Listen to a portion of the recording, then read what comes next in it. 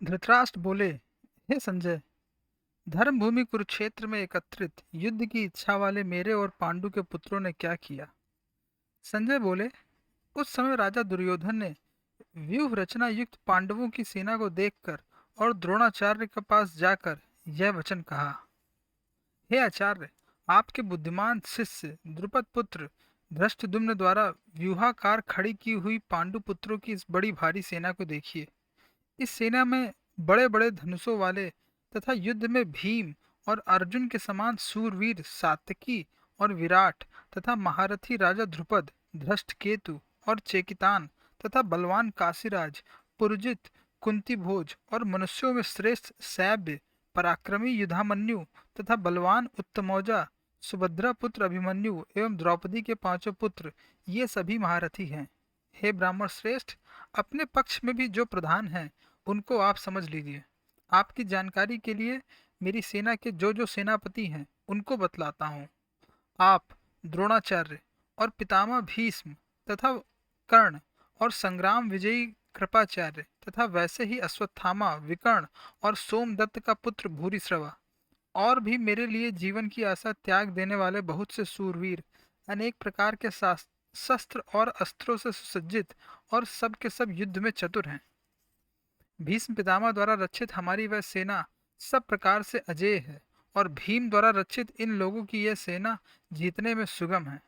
इसलिए सब मोर्चों पर अपनी अपनी जगह स्थित रहते हुए आप लोग सभी निसंदेह भीष्म पितामह की ही सब ओर से रक्षा करें। कौरवों में वृद्ध बड़े प्रतापी पितामह भीष्म ने उस दुर्योधन के हृदय में हर्ष उत्पन्न करते हुए उच्च स्वर से सिंह की दहाड़ के समान गरज कर शंख बजाया। इसके पश्चात शंख और नगाड़े तथा ढोल, मृदंग और नरसिंघे आदि बाजे एक साथ ही बज उठे।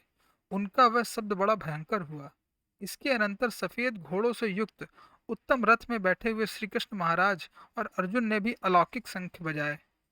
श्री कृष्ण महाराज ने पांचजन्य नामक, अर्जुन ने देवदत्त नामक और भयानक कर्म वाले भीमसेन ने पौंड्र नामक महाशंख बजाया। कुंती पुत्र राजा युधिष्ठिर ने अनंत विजय नामक और नकुल तथा सहदेव ने सुघोष और मणिपुष्पक नामक शंख बजाए।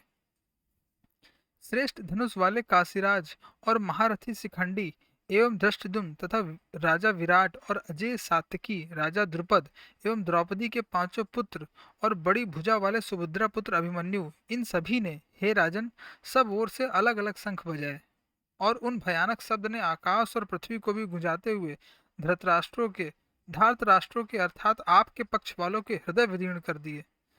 हे राजन, इसके बाद कपिध्वज अर्जुन ने मोर्चा बांधकर डटे हुए धृतराष्ट्र संबंधियों को देखकर उस शस्त्र चलने की तैयारी के समय धनुष उठाकर ऋषिकेश श्री कृष्ण महाराज से यह वचन कहा। हे अच्युत, मेरे रथ को दोनों सेनाओं के बीच में खड़ा कीजिए और जब तक कि मैं युद्ध क्षेत्र में डटे हुए युद्ध के अभिलाषी इन विपक्षी योद्धाओं को भली प्रकार न देख लूं कि इस युद्ध रूप व्यापार में मुझे किन किन के साथ युद्ध करना योग्य है, तब तक उसे वहीं खड़ा रखिए।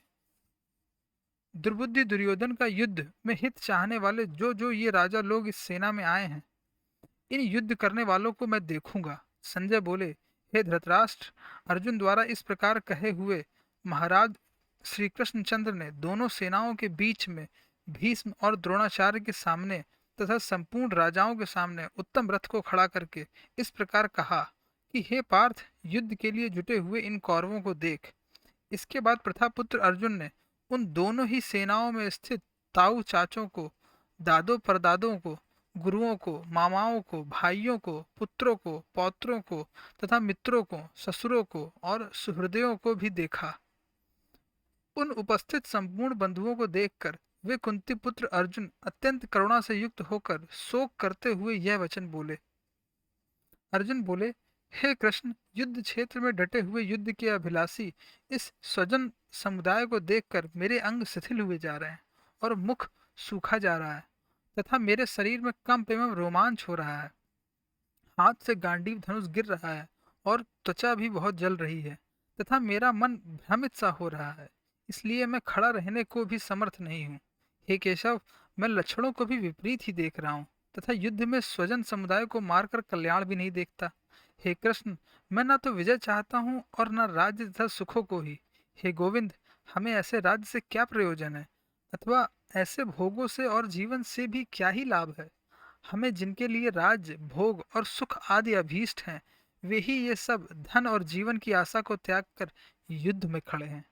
गुरजन, ताऊ चाचे, लड़के और उसी प्रकार दादे, मामे, ससुर, पौत्र, साले तथा और भी संबंधी लोग हैं। हे मधुसूदन, मुझे मारने पर भी अथवा तीनों लोकों के राज्य के लिए भी मैं इन सबको मारना नहीं चाहता। फिर पृथ्वी के लिए तो कहना ही क्या है। हे जनार्दन, धृतराष्ट्र के पुत्रों को मारकर हमें क्या प्रसन्नता होगी? इन आताइयों को मारकर तो हमें पाप ही लगेगा। अतएव हे माधव, अपने ही बांधव धृतराष्ट्र के पुत्रों को मारने के लिए हम योग्य नहीं हैं, क्योंकि अपने ही कुटुंब को मारकर हम कैसे सुखी होंगे। यद्यपि लोभ से भ्रष्टचित्त हुए ये लोग कुल के नाश से उत्पन्न दोष को और मित्रों से विरोध करने में पाप को नहीं देखते, तो भी हे जनार्दन, कुल के नाश से उत्पन्न दोष को जानने वाले हम लोगों को इस पाप से हटने के लिए क्यों नहीं विचार करना चाहिए। कुल के नाश से सनातन कुल धर्म नष्ट हो जाते हैं। धर्म के नाश हो जाने पर संपूर्ण कुल में पाप भी बहुत फैल जाता है। हे कृष्ण, पाप के अधिक बढ़ जाने से कुल की स्त्रियां अत्यंत दूषित हो जाती हैं, और हे वासने, स्त्रियों के दूषित हो जाने पर वर्ण संकर उत्पन्न होता है। वर्ण संकर कुल घातियों को और कुल को नरक में ले जाने के लिए ही होता है। लुप्त हुई पिंड और जल की क्रिया वाले अर्थात श्राद्ध और तर्पण से वंचित इनके पितर लोग भी अधोगति को प्राप्त होते हैं। इन वर्ण संकर कारक दोषों से कुल घातियों के सनातन कुल धर्म और जाति धर्म नष्ट हो जाते हैं। हे जनार्दन, जिनका कुल धर्म नष्ट हो गया है, ऐसे मनुष्यों का अनिश्चित काल तक नरक में वास होता है, ऐसा हम सुनते आए हैं। हाँ, शोक, हम लोग बुद्धिमान होकर भी महान पाप करने को तैयार हो गए हैं, जो राज्य और सुख के लोभ से स्वजनों को मारने के लिए उद्यत हो गए हैं। यदि मुझ शस्त्र रहित एवं सामना न करने वाले को शस्त्र में हाथ में लिए हुए धृतराष्ट्र के पुत्र रण में मार डाले, तो वह मारना भी मेरे लिए अधिक कल्याणकारक होगा। संजय बोले, रणभूमि में शोक से उद्विग्न मन वाले अर्जुन इस प्रकार कहकर बाण सहित धनुष को त्याग कर रथ के पिछले भाग में बैठ गए।